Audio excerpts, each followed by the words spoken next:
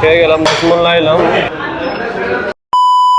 আজকে অনেকদিন পরে একটু বাইরে এলাম বউরে নিয়ে, ভাবলাম একদম জজ মোল্লার বিরিয়ানিটা খাইয়া ফাটাই দেবো ব্লগটা করে। কিন্তু ভাই যাওয়ার পরে দেখি জজ মোল্লা বিরিয়ানি হাউসে কারেন্ট নাই, তবে জেনারেটর আসছিল, জেনারেটরে শুধু লাইট ধরতেছে কিন্তু ফ্যান আর চলবো না। তো এরকম একটা বাজে অভিজ্ঞতা দেখে আমার ভিডিও করার মন মানসিকতাই পুরোটা গেল। তারপরে টুকটাক কিছু ভিডিও করছি, তো এগুলো চলেন আপনার সাথে শেয়ার করি। কি পরিমাণ ভিড়,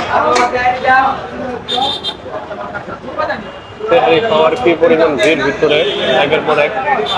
এই ভিড়ের জন্য আজকে ভিডিও করলাম না আমি, প্রচুর ভিড়। কি ভিডিও করো?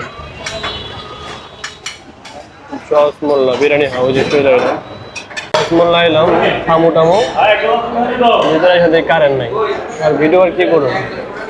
গরম গরম তেহারি খাবো এখন বৈশা বৈশা, কিন্তু ভিডিও করার কোনো সুযোগ নাই, আর ফ্যানও করে না। এই হলো অবস্থা, ব্যাড এক্সপিরিয়েন্স। বৌড়ে এলাম, কিনতলা বললো খায়া দেখি কেমন।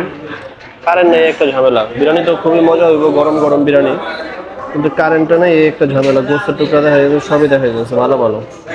এখন খাই একটি, দেখি খাই কেমন লাগে। প্রচুর গরম। আচ্ছা, বিসমিল্লাহ।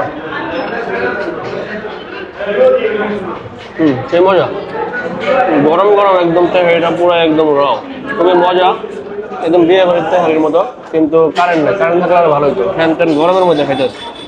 বিরিয়ানির স্বাদে এই যে গোস্ত নিলাম, বিরিয়ানি নিলাম, তারপরে এইভাবে খাবেন। বিসমিল্লাহ।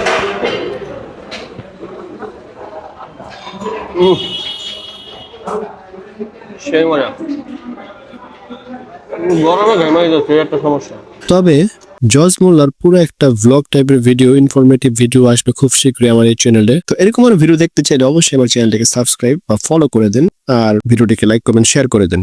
দেখা হবে অন্য কোনো ভিডিওতে। আল্লাহ হাফেজ, টাটা, বাই বাই।